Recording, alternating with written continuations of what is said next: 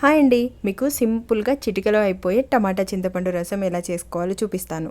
First గిన్నెలోకి ఒక 4 టమాటాలను 2 ముక్కలుగా కట్ చేసుకొని వేసుకోవాలి. ఇందులో తగినంత వాటర్ వేసి స్టవ్ మీద పెట్టి ఒక 10 నిమిషాలు ఉడకబెట్టుకోవాలి. టమాటాలు ఉడికేలోగా కొద్దిగా చింతపండు నానబెట్టుకోండి. ఆ తర్వాత మిక్సీ గిన్నెలో 1/2 టీ స్పూన్ జీలకర్ర, ఒక 1 టీ స్పూన్ ధనియాలు, అలాగే 7-8 ఎండుమిర్చి వేసుకోవాలి.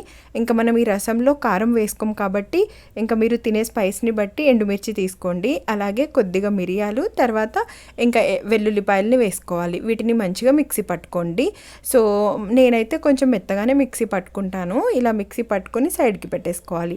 అండ్ తర్వాత టమాటాలు చూడండి, ఈ విధంగా స్కిన్ సపరేట్ అయ్యేంత వరకు ఉడకబెట్టుకొని కొంచెం చల్లారాక మంచిగా ఇలా బాగా కలిపి ఇంకా టమాటాల పిప్పి తీసి పక్కకు పెట్టేసుకోండి. ఈ టమాటా రసంలోకి మనం ఇప్పుడు నానబెట్టుకున్న చింతపండుని కూడా మంచిగా పిండుకొని ఇందులో చింతపండు రసం కూడా వేసేసుకోవాలి. అండ్ తర్వాత ఇందులోనే కొంచెం వాటర్, తగినంత ఉప్పు వేసుకొని ఒకసారి మంచిగా కలుపుకోవాలి.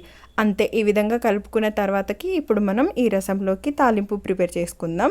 సో ఇంకా గిన్నెలోకి ఒక 2 టీ స్పూన్ల ఆయిల్ వేసుకొని ఆయిల్ వేడైన తర్వాతకి పోపు దినుసులు వేసుకోవాలి. అలాగే ఎండుమిర్చి కూడా వేసుకోండి. అండ్ ఇప్పుడైతే మనం ముందుగా మిక్సీ పట్టుకున్న ఈ మసాలా వేసుకోవాలన్నమాట.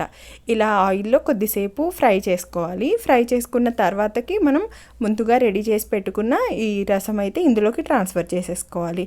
అండ్ ఈ రసం ఇందులో వేసుకున్నాక ఇప్పుడు ఒకసారి ఉప్పు గిట్ల అంతా సరిపోయిందో లేదో చూసుకొని క్యాప్ పెట్టేసి ఒక 2-3 నిమిషాలు అయితే మంచిగా బాయిల్ చేసుకోవాలి.